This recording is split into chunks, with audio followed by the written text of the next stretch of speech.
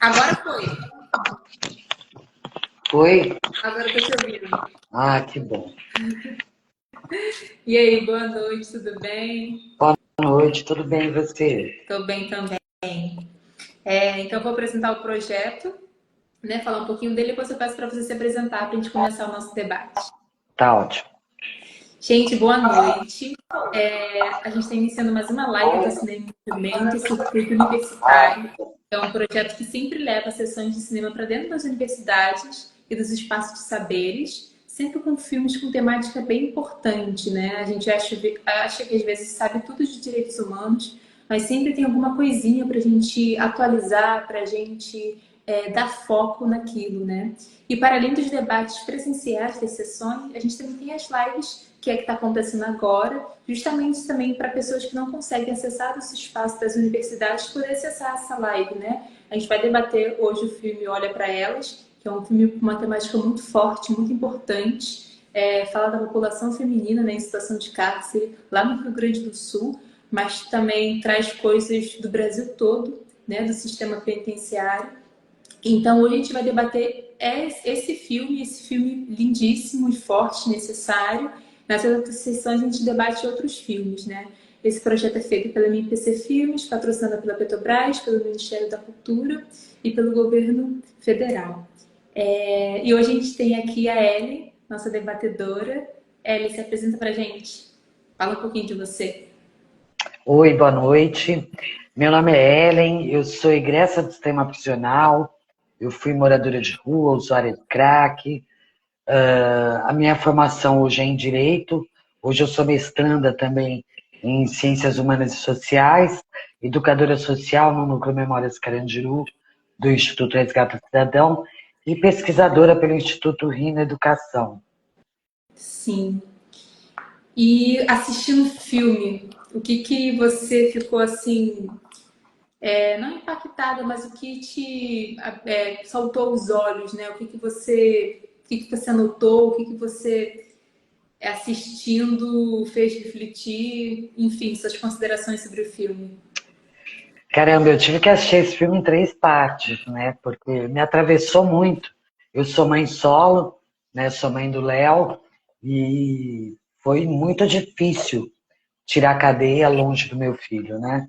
A, o rompimento do vínculo ele acontece ali no momento da prisão e a partir dali a gente já não tem notícias. E o que me impactou muito foram as crianças na calçada da unidade gritando a mãe na janela, né?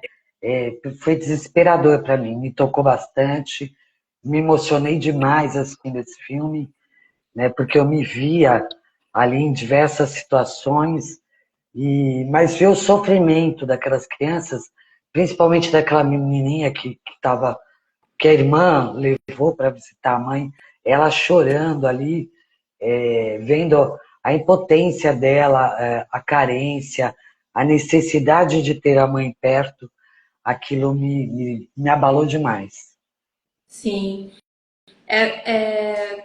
quando se coloca uma mãe em situação de cárcere, não coloca só a mãe, né? Coloca, acho que a família toda, né? Ainda mais os filhos. É toda uma família, porque veja, o sistema prisional feminino, ele existe por conta dessa guerra às drogas, né? 80% das mulheres encarceradas é por tráfico de drogas, né? E em sua grande maioria por conta da dependência química. E eu nunca fui do contexto do crime. Eu era moradora de rua, reciclava lixo, vendia no ferro velho para sustentar o meu vício. E acabei sendo presa com mais 4 mulheres negras, né? Depois eu explico porque eu estou pontuando que eram 4 mulheres negras. E, e fui sentenciada a 5 anos por tráfico de drogas. E a gente sabe que os verdadeiros traficantes não estão no sistema prisional, né? Apesar de nós termos legislação, não é nem para as mães presas, mas para as crianças de mães presas, né? Tem no ECA uma lei, um dos artigos que diz que a mãe tem direito à prisão domiciliar, né? Aquela mãe com crianças até 12 anos. E eu me pergunto por que o sistema está lotado de mães com filhos menores de 12 anos. Por que que elas não conseguem alcançar a lei? Entende? A lei que é benéfica para ela, né? Porque a lei punitiva, ela está o tempo todo em cima de nós, que somos pessoas pobres, periféricas, né? Nossa, sim, total. É, até teve alguns relatos, né, dentro do filme, assim, que teve uma mãe que o filho foi junto com ela no camburão, né? Então, cadê a lei para essa criança, né? Cadê a lei que protege esse menor de idade? Então, realmente, assim, a gente só vê a lei acontecendo, funcionando com mães de, né, classe alta, né? A gente teve uma repercussão muito grande no Rio de Janeiro quando a esposa de um governador, eu acho que era governador, foi presa e aí para ela a lei aconteceu porque ela precisava cuidar dos filhos dela de 11, ela tinha uma pequenininha também. E aí, isso que foi, assim, foi nessa hora que todo mundo ficou mais ciente dessa lei. Mas essa lei não funciona Exato. para Não, todas. não funciona. Funcionou para a esposa do governador. Realmente foi assim, nossa, uma revolta dentro do sistema, né? Porque a maioria das mulheres, 80% são mães, né? É assim, só o fato de sermos pobres e periféricos, já somos pessoas suspeitas. Então, colocar o filho de uma mãe dentro do camburão, entende? Não abala a sociedade. Agora, se for pobre, periférica e negra, aí já é culpada. Do momento que ela é presa ali, ela já é julgada e condenada, né? Eu fui presa com 4 mulheres negras, as penas delas foram mais severas. A gente, quando recebe uma pena de privação de liberdade, a gente também recebe a pena de multa, né? Quando sai tem que pagar, porque senão bloqueiam sua conta corrente. Você não pode arrumar um emprego para receber via banco, porque senão eles já pegam o seu dinheiro. E o que que acontece? Quando eu saí, o juiz de ofício, ele deu baixa na minha pena multa. Eu não precisei entrar com ação, nada. Essas mulheres, tem algumas que lutam até hoje para dar baixa nessa pena de multa, entendeu? E aí o que que acontece? Quando você não paga a multa, você não regulariza o título de eleitor, que é um documento obrigatório para você ter um emprego formal, e o seu nome vai para a dívida ativa, suja o seu nome. Então você não consegue emprego e não consegue alugar uma casa, porque seu nome está na dívida ativa. Qual que é a única porta que está aberta para essa mãe que precisa sustentar os filhos, que precisa montar o seu lar, o seu barraco, para poder resgatar os seus filhos e reconstruir o seu lar e a sua família, entende? Então, assim, de 80% das mães presas, 63,5% são mães negras. A maioria é mãe solo, arrimo de família, né? E aí o que que acontece com essas crianças? Que ficam soltas, desprotegidas na periferia, na comunidade, na favela. O Estado não se responsabiliza por essas crianças. E aí, por uma questão de sobrevivência, acabam enveredando pelo crime. Porque os filhos também são criminalizados, porque são filhos de presidiárias. E eles carregam o estigma de filhos de presidiárias, né? E aí essas crianças acabam na Fundação Casa. A gente faz uma ação na saidinha temporária, que a gente vai para a porta da unidade feminina, tanto do Butantã quanto de Campinas, para acolher essas mulheres que saem. E eu conheci várias que estavam saindo correndo para ir para a Fundação Casa visitar os filhos. Então, se isso não é um projeto da continuidade da escravização de pessoas negras, eu não sei o que é, entende? Porque quando se prende uma mãe, se desestrutura uma família inteira, como você falou, né? Então, as pessoas, até agradeço aqui o espaço, né? Agradeço por vocês estarem falando sobre aprisionamento feminino, principalmente de mães, porque a sociedade ela precisa começar a pensar, a refletir o que está causando isso, né? Se o Estado está fomentando encarceramento em massa, que é isso que ele faz quando ele prende uma mãe, ele está fomentando a violência e a criminalidade. Porque não tem como você ressocializar quem não foi socializado, né? Várias pessoas falam isso hoje. Mas a sociedade tem que parar para pensar, porque prende, tem que prender mesmo. Prisão não é perpétua, entende? Essas pessoas vão sair. E eu costumo sempre dizer que eu entrei dependente química e saí uma criminosa em potencial, porque eu saí muito revoltada, com muito ódio. A gente sai embrutecida, porque a gente naturaliza tortura, a gente naturaliza a morte. Porque quando uma pessoa morre do seu lado, dentro do sistema prisional, o primeiro pensamento que vem na cabeça é: poxa, ainda bem que não fui eu, graças a Deus, porque eu quero sair daqui para ver meus filhos, meu filho, entende? E aí você sai, todas as portas fechadas para você, porque você é ex-presidiário. Porque a gente carrega. Hoje é proibido as empresas pedirem antecedentes criminais. Só que se você jogar meu nome completo no Google, a primeira coisa que aparece é o processo criminal, entende? E aí falam: essa vaga já foi preenchida. E aí eu preciso alimentar meu filho. Eu preciso pagar meu aluguel. Tem mulheres que têm que sustentar a mãe, os irmãos menores também. Qual que é a porta que está aberta? Entende? Quem é que vem e fala: vem cá, tem um negocinho aqui para você fazer, tal, vou te dar uma grana, vou te ajudar. É o crime, entende? Sim, você tocou num ponto que eles falam até no filme, né? As mulheres chegam aqui e as pessoas que são colocadas em situação de cárcere chegam quando a outra parte falhou, né? É uma outra parte que falha e aí chega no modus operandi que querem que aconteça, né? O aprisionamento da população preta, da população mais pobre, da população, para eles, sem educação, da população que não está gerando lucro, né? A população que talvez não tenha ali uma carteira assinada, não está ali gerando imposto, né? Não está ali pagando a uma instituição. Então, quando tudo falha, a pessoa chega lá e depois a pessoa sai de lá e o sistema continua falhando para ela, né? Porque não tem como você socializar, né? Você não tem como você colocar essa pessoa no mundo de uma outra forma. Muito pelo contrário, como você pontuou. Exato. Tem um relato no filme, em um dos relatos, que ela fala que ela precisava pagar o aluguel dela e a pessoa prometeu dar uma casa para ela. É uma mãe desesperada, é uma mãe em desespero, entende? E, poxa, o que uma mãe não é capaz de fazer por um filho, né?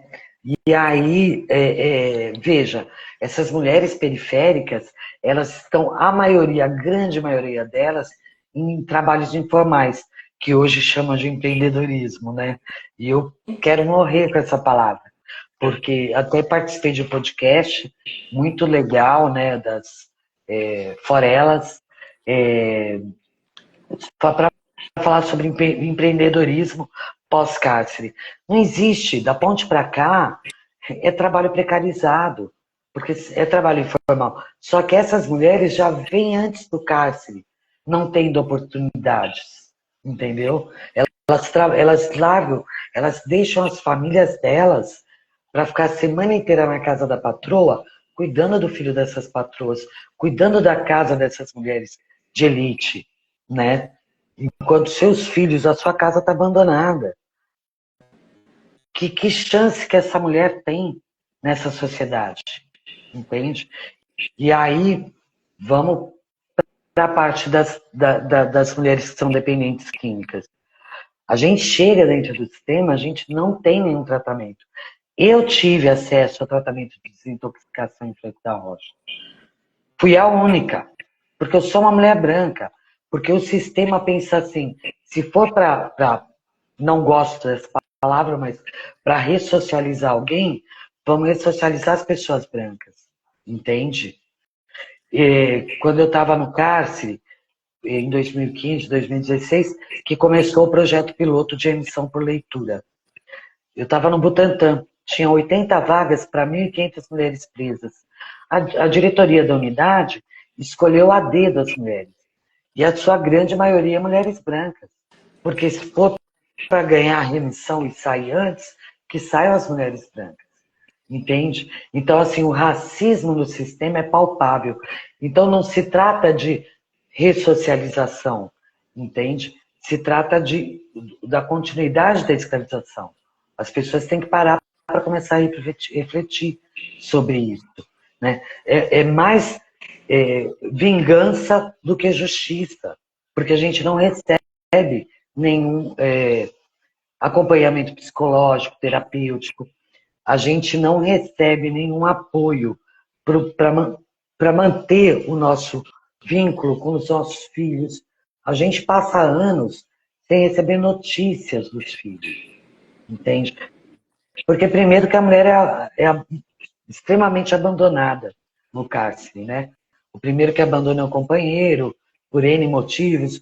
Às vezes ele já estava no sistema, ou foi preso também, ou arruma outro relacionamento, enfim, né?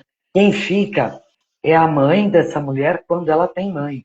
Só que a mãe dela tem que cuidar dos netos. Aí não tem dinheiro para passagem, não tem dinheiro para jumbo. E a mulher que está presa ainda tem que fazer um corre lá dentro para mandar dinheiro para ajudar a mãe dela a sustentar as crianças, entende? Então, eu fazia crochê e vendia nos dias de visita para poder mandar o dinheiro para minha mãe, né? E algumas peças de crochê que não eram vendidas, eu dava saída para minha mãe poder vender na rua, entende? Então, assim, mas eu tinha a minha mãe. Eu tive uma rede de apoio. Quando eu saí, eu tive meu filho. E é engraçado, porque quando eu saí, eu fiquei todos esses anos sem ver meu filho. Meu filho tinha 12 anos, quando eu já fiquei em situação de rua e fui presa. Quando eu saí, ele estava com 18.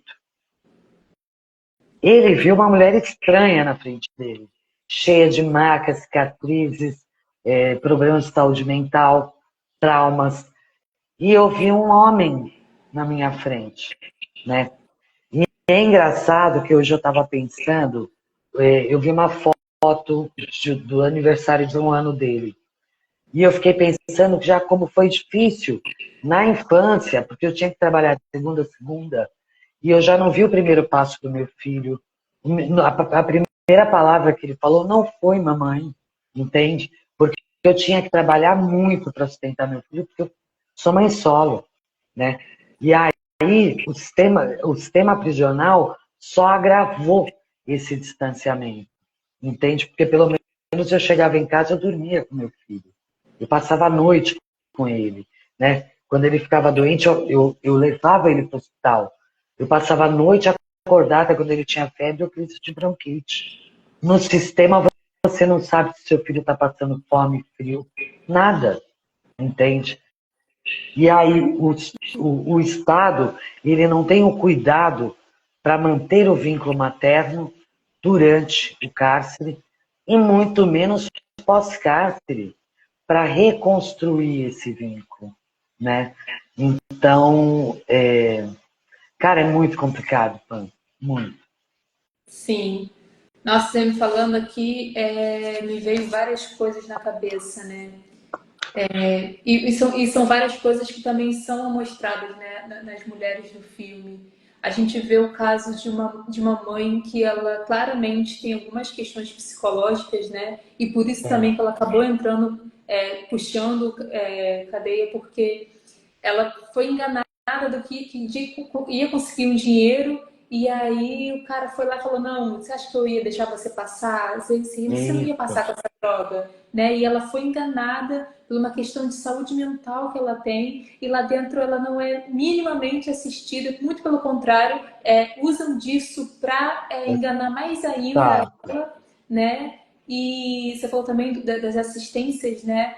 Tem um dado que eu não vou lembrar agora certamente a quantidade, mas são pouquíssimos ginecologistas para as mulheres em situação de cárcere. Não existe. Muito menos ainda os psicólogos. Então, o que tem de remédio, o que tem de apoio é para dopar, né? Para aquela mulher tomar um remédio e ficar mais calma, ficar mais tranquila. O que isso te associa também com o sistema dos hospitais psiquiátricos, né? Que a gente não faz essa associação de um hospital psiquiátrico, né? Os antigos hospícios, né? Que a gente não usa mais essa nomenclatura. Mas qual a diferença, né? Desse lugar para uma penitenciária? Qual a diferença também da mulher que fica a semana toda trabalhando e só vê os filhos uma vez na semana? Qual a diferença da escala 6x1 para um sistema penitenciário, né? E qual a diferença para o tempo escravatório, né? Então, assim, a gente só mudou os lugares, só mudou as nomenclaturas, só mudou quem Exato. faz e quem não faz. Porque as mesmas pessoas estão lá dentro, são as mesmas pessoas da mesma cor de pele, que foi aqui anos atrás, há 300 anos atrás. Então, assim, não tem diferença, né? Só muda a forma de fazer. E o povo Exato. continua nesse erro com tanta informação hoje em dia, que é o mais grave, né? Veja, você consegue ver claramente o início desse projeto da escravização, quando em 1888, que teve a abolição fake, né, não teve políticas públicas para essas pessoas. Não teve divisão de terras, acesso ao trabalho, à saúde, à alimentação, nada. 2 anos depois, sancionaram a lei da vadiagem. Então, se a pessoa não pudesse comprovar um vínculo empregatício, ela era presa, né? Foi a lei da vadiagem e a proibição da capoeira. Para quem foi que inventaram essa lei? Para aprisionar as pessoas que tinham acabado de ser libertas. Então mudaram o nome de senzala para penitenciária. E é até hoje isso, né? Quanto àquela moça claramente com problemas psicológicos, o que acontece no sistema prisional? Quando, as raras vezes que você passa por um perito e é constatado que você tem algum problema de saúde mental, você recebe uma medida de segurança. E, em vez de ir para a penitenciária, para o CDP, você vai para a cadeia de custódia, para a cadeia de custódia, hospital de custódia, casa de custódia, desculpa, para a casa de custódia, que é o antigo Juqueri. O problema é que ninguém quer receber uma medida de segurança. Por quê? Porque a medida de segurança ela pode se tornar perpétua. Porque, por exemplo, eu fui sentenciada a 5 anos. Ok, eu fiz os cálculos de quando eu ia abrir para a progressão de regime, para o regime semiaberto, eu sabia exatamente como seria a minha cadeia. A medida de segurança, não. Uma vez por ano você é avaliada por um psicólogo para saber se você está apto a voltar para a sociedade, a viver em sociedade, né? E eu não sei bem o que eles querem dizer com isso. O que é viver em sociedade? Né? Porque olha a sociedade que a gente vive, entende? E aí é um questionário padrão e vai muito do profissional que está ali, entende? Aquela pessoa acordou de bom humor, ela está ali de coração pela profissão dela, ou ela já está ali, de que lado ela está? Ela está do lado do Estado ou do lado do povo? Entende? Porque a maioria dos profissionais que trabalham no sistema prisional, eles já condenaram essas pessoas encarceradas antes delas serem condenadas pelo judiciário, né? Então, pode se tornar uma prisão perpétua, porque todo ano você vai, passa pela perícia e negam a sua saída. Nossa. E ali estão te estuchando de psicotrópico. Eu, por exemplo, eu tive acesso ao tratamento de desintoxicação no hospital penitenciário. Eu ia uma vez por mês. Eu tomava 9 remédios por dia. Eram 3 carbamazepina, 3 Rivotril e 3 sertralina. Então era uma forma de me anular para eu não dar trabalho na unidade. Não era, não, vamos realmente combater essa dependência química, entende? Não foi. Mas eu dei graças a Deus que eu não peguei uma medida de segurança, entendeu? Então é bem complicado. Nos 3 anos que eu passei no fechado, eu não tive acesso a ginecologista, eu não vi. Nas unidades pelas quais eu passei, eu só vi enfermeiro. Eu não vi dentista, eu não vi ginecologista, assistente social, não vi.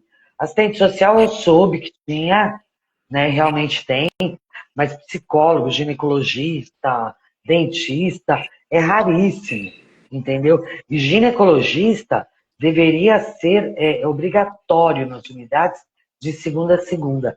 O problema é, nós não recebemos nem absorvente íntimo para o nosso fluxo menstrual, né?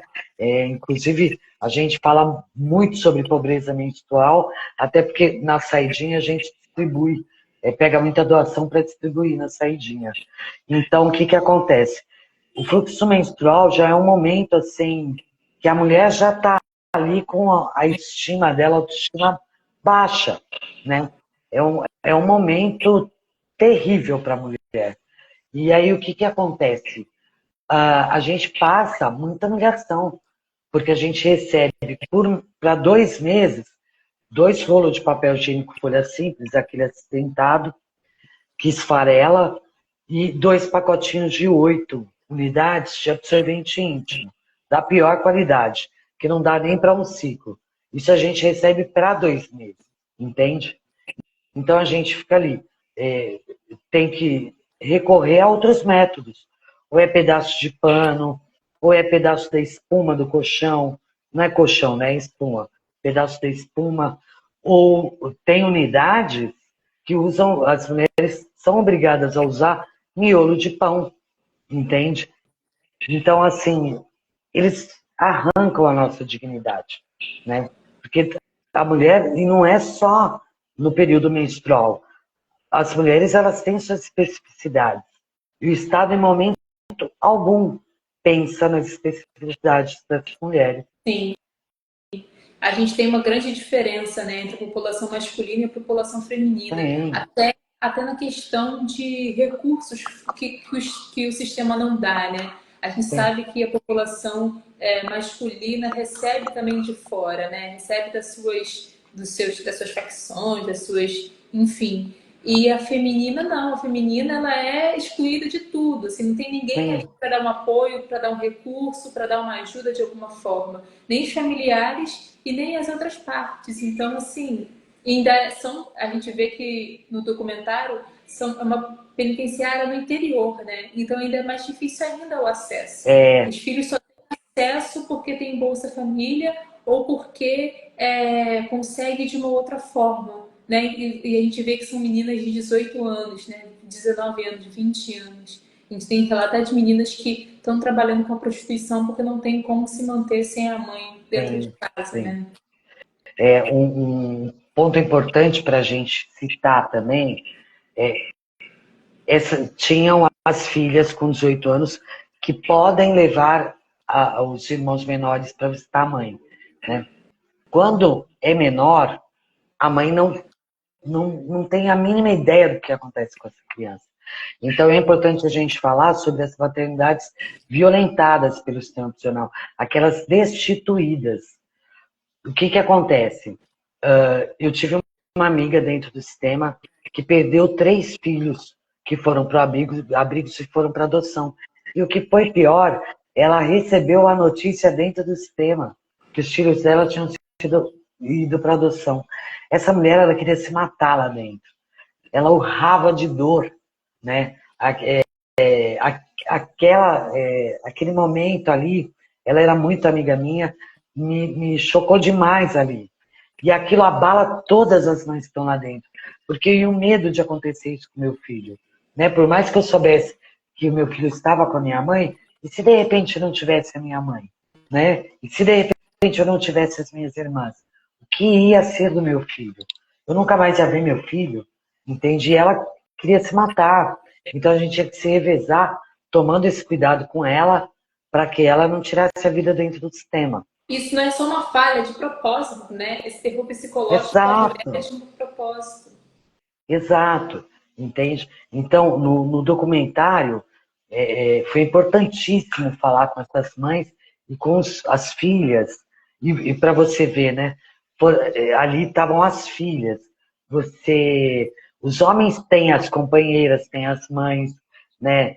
Tem os parça que mandam pacotes de cigarro. A mulher não tem nada. A mulher não tem nada. A filha estava se prostituindo para poder levar a irmã menor para visitar a mãe. Isso é um absurdo. Como que o Estado não vê isso? Entende? E quando as crianças vão para abrigo, é lei que o abrigo tem que fazer com que essa criança vá visitar a mãe. Isso não acontece. Isso não acontece. Então, essas mães, elas não têm acesso às leis benéficas a elas, né? E essas, mas o que mais pega é quando a mãe perde o filho, porque ela sai do sistema e ela não tem notícias do filho. Ela simplesmente não tem filho mais, entende? E o que vai ser dessa mãe? O que ela vai fazer? Porque uma mãe, quando perde filho, ela não tem mais nada a perder. Mais nada a perder. E é aí que eu falo que o Estado fomenta a violência, fomenta a criminalidade. Porque por que eu vou me matar para reconstruir a minha vida se a minha vida é o meu filho e eu não tenho mais ele? Exatamente. Nossa, sim. É a privação da liberdade, é o rasgar o CPF, porque lá você não tem o seu nome dito, é um número, e você ainda perde o que você tem aqui fora, né? É uma perca de tudo. Tudo. A gente recebe número de matrícula que é para o resto da vida. Deus me livre. Eu sou presa amanhã, eu volto para o sistema com o mesmo número que eu tinha, né? E olha, eu saí, eu fiquei 3 anos. Eu saí, eu já não reconhecia a cidade, eu não reconhecia as pessoas. É um mundo totalmente diferente, né? A mutação da cidade, das pessoas, é muito dinâmica, né? E imagina, mas eu saí, a primeira pessoa que eu fui procurar foi meu filho. Se eu não tivesse meu filho, eu não teria rumo. O que eu ia fazer, para onde eu ia, por que eu ia fazer, né? Então, às vezes eu fico até sem palavras para falar, porque é um sentimento de muita dor. Hoje ainda, eu saí há 7 anos, hoje ainda eu carrego muitas dores de ter perdido a formatura do meu filho, desculpa que eu me emociono até, Tudo bem, normal. de situações que meu filho passou, que ele precisava da mãe dele e eu não estava perto. Então, até hoje, eu carrego essas dores. E por isso que hoje eu sou militante, que eu luto por essas mulheres, para que elas não passem pelo que eu passei e para que nenhum filho mais passe pelo que o meu filho passou. Porque uma mãe é o alicerce dessas crianças, entende? Os homens é tranquilo, cara, porque o papel de cuidador é sempre da mulher. Ninguém pergunta, um juiz pergunta para um homem: ah, mas você não pensou nos seus filhos? Com quem estavam seus filhos quando você foi cometer o crime? Não, é para a mulher. A carga do cuidado é todo da mulher e não é só em relação aos filhos, entende? Então, e a mulher, ela tem esse sentimento de superproteção com os filhos, né? E o que a gente carrega depois do cárcere, aqui, em relação a isso, é de não ter podido estar com os nossos filhos nos momentos em que eles mais precisaram e nos momentos felizes deles, como a formatura do ensino fundamental, a formatura do ensino médio, né, a aprovação do vestibular numa faculdade, numa universidade pública. Eu perdi tudo isso. E eu já tinha perdido o primeiro passinho dele, a primeira palavra dele, porque eu tinha que trabalhar de segunda a segunda para sustentar o meu filho, né? Então o Estado, ele potencializa essa luta da mãe solo, né? Ele vem para acabar com tudo de vez. Sim. E acho que também foi um dos motivos de você ter virado totalmente a chave e ter ido para né, ser agora uma pessoa que está na universidade, ocupando um espaço da universidade. uma pessoa formada, uma pessoa em formação, em pesquisa. Me conta mais como é que foi essa virada, assim, você decidiu, não, vou fazer direito e vou... Cara, é assim, o meu filho, ele é o principal responsável por toda a minha formação. Quando eu saí, eu procurei ele e pedi uma chance. E prometi que eu nunca mais ia decepcionar meu filho. Enfim, eu tive muita dificuldade no início, porque a minha mãe faleceu em dezembro. Eu saí em janeiro de 2017, minha mãe faleceu em dezembro de 2017. Inclusive, eu cuidava dela, porque ela entrou em depressão profunda, né? E eu mudei para Praia Grande para cuidar da minha mãe. Só que ela acabou se suicidando. E eu acabei tendo recaída, porque foi muito difícil, né? Eu venho de uma relação muito conflituosa com a minha mãe. Quando eu saio dentro do cárcere, quando ela passa a me visitar, a gente reconstrói essa relação, entende? E aí, quando eu saio do cárcere, que a gente começa a viajar, a sair, curtir juntas, curtir aquele momento de mãe e filha, ela fica doente, né? E acaba se suicidando. E o meu filho estava estudando no Unicamp. Ele abandonou a faculdade para ir cuidar de mim. Ele ficou 3 meses cuidando de mim e ele foi inteligentíssimo, porque eu ficava usando cocaína e eu não sentia fome. E aí eu falava, filho, vai comer. Ele falava assim, vamos comer. Eu falava assim, eu não estou com fome agora, porque a droga tira a fome, né? Ele falava assim, então tá bom, quando você comer eu como. E aí me deu clique, que eu falei, pô, eu vou matar meu filho de fome. E aí eu comecei a chorar e pedir ajuda para ele. Eu falei, filho, pelo amor de Deus, me leva no CAPS, porque eu não quero voltar ao ser o que eu era antes. E aí ele me acompanhava no CAPS e ele foi atendido também no CAPS, passou pela triagem, porque é importante que a família também faça esse acompanhamento para entender como é que eu vou lidar com isso, entende? E aí meu filho acabou perdendo a faculdade, e até porque ele estava num curso de física, né, de exatas, que eu não entendi o porquê, mas aí ele falou, mãe, eu vou ficar com muita DP, eu não quero mais fazer física, eu quero fazer ciências sociais para entender todo esse mecanismo, para entender o que aconteceu com você. Aí ele prestou vestibular, passou de novo no Unicamp e começou a fazer ciências sociais, tanto é que ele se formou esse ano que passou, né? E aí, apesar dele morar em Campinas, a gente faz muita chamada de vídeo para conversar. E fica até de madrugada conversando, né? Hoje ele é meu melhor amigo, qualquer problema que eu tenho é a ele que eu recorro, e ele é a mesma coisa. A gente tem um relacionamento excepcional, né? Mas é aquilo, eu sou uma entre milhares, entendeu? Porque eu tenho conhecidas que passaram pelo sistema e o filho não quer olhar para a cara dela porque culpa a mãe, né? Mas o meu filho foi querer entender todo esse mecanismo. Então, ele falava muito da faculdade, das disciplinas dele, e aí ele vinha me falar sobre Karl Marx, né, Weber, e aí eu falei, pô, mas eu não estou entendendo nada, eu preciso entender para conversar com meu filho, né? E ele sempre apoiou muito de eu voltar a estudar. Eu já tinha formação em Direito, antes de eu ficar em situação de rua e tal. Eu me formei em 2010, né? E aí eu fiz um curso de extensão na UFABC para mulheres regressas do sistema prisional.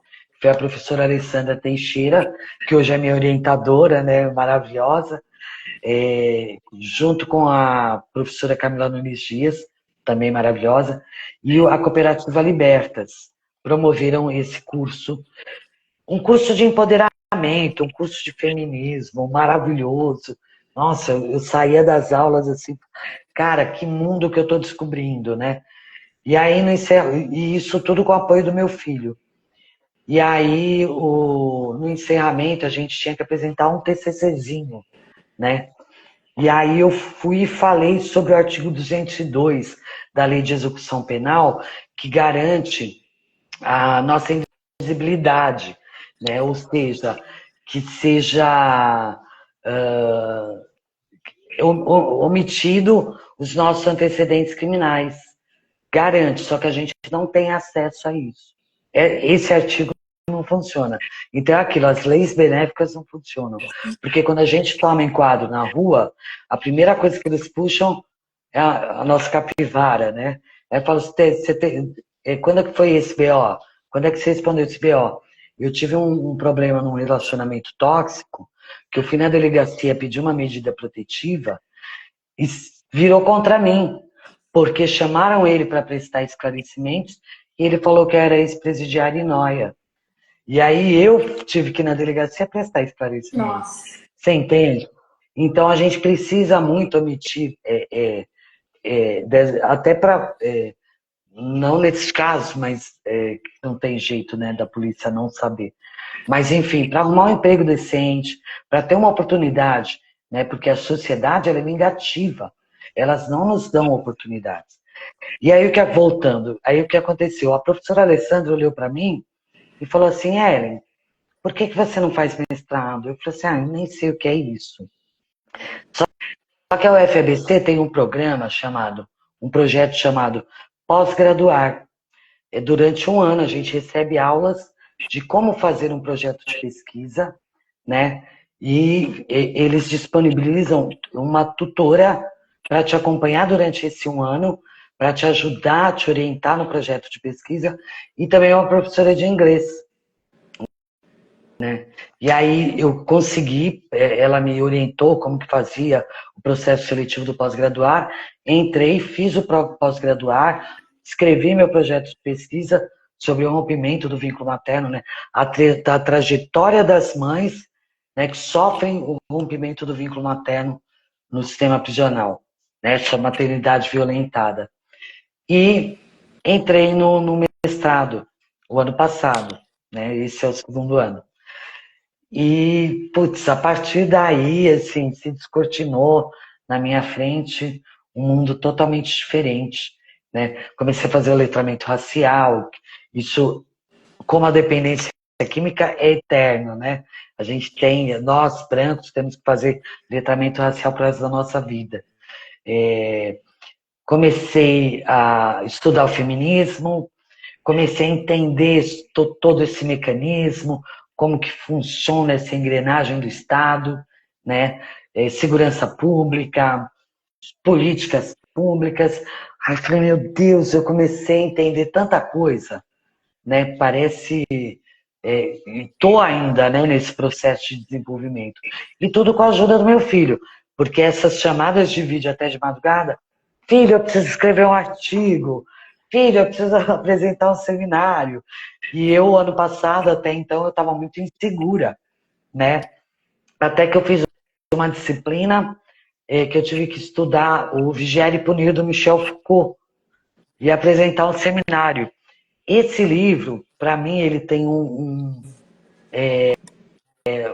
apelo sentimental, porque a minha mãe, esse livro, meu filho tinha, que ele teve que fazer um trabalho no ensino médio, e mandou para mim dentro do sistema. Eu estava em Franco da Rocha.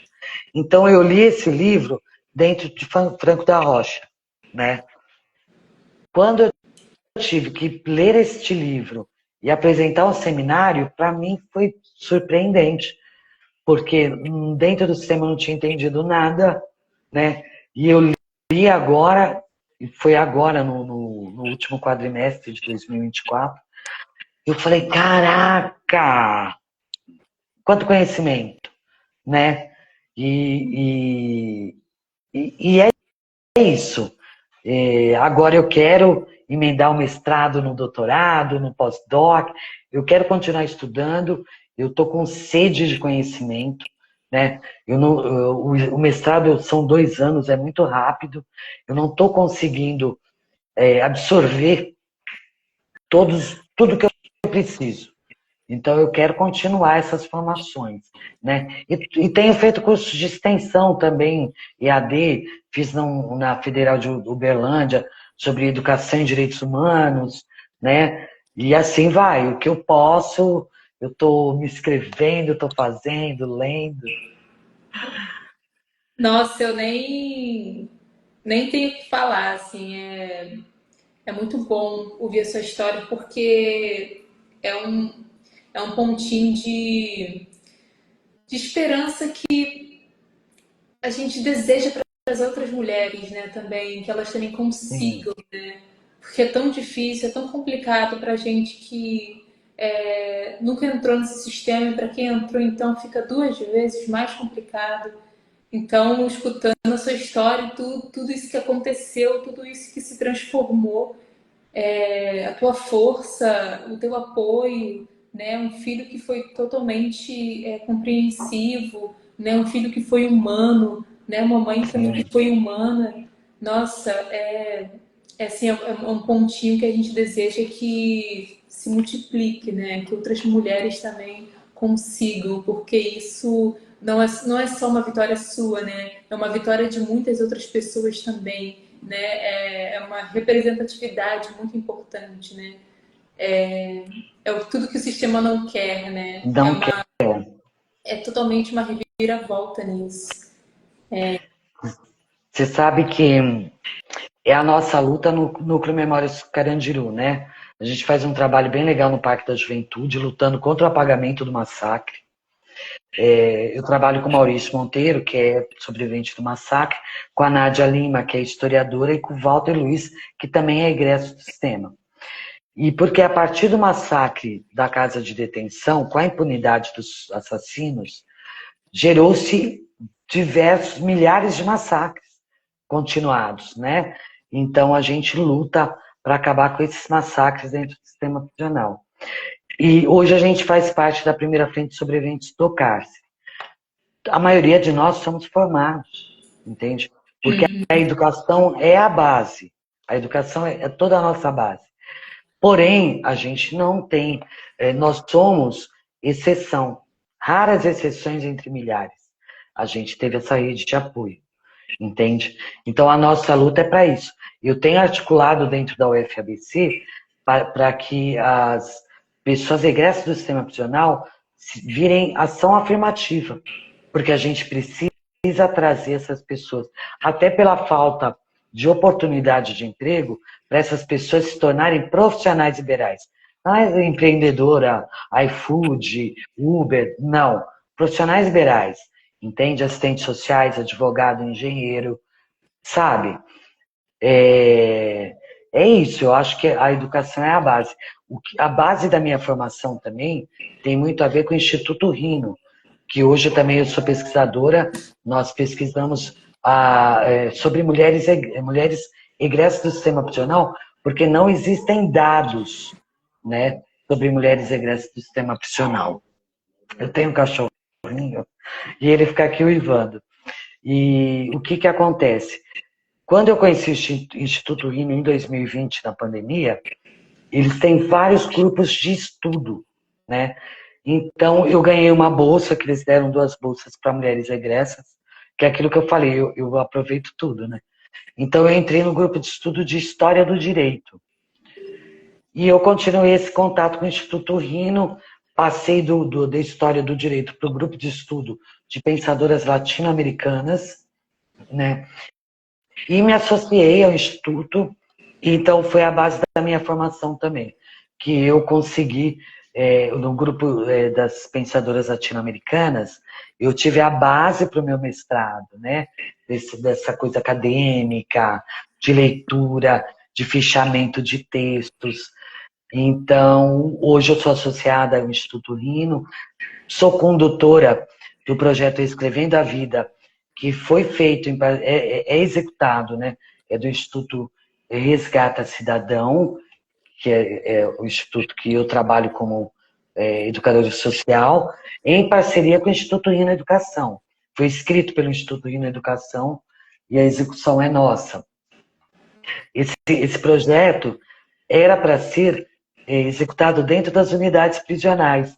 Era um projeto de empoderamento das mulheres, de letramento racial, para elas se reconhecerem enquanto mulheres negras, aprimoramento da escrita, da leitura, Só que eles não deixaram a gente entrar nas unidades, porque a condutora, no caso eu, sou egressa do sistema prisional.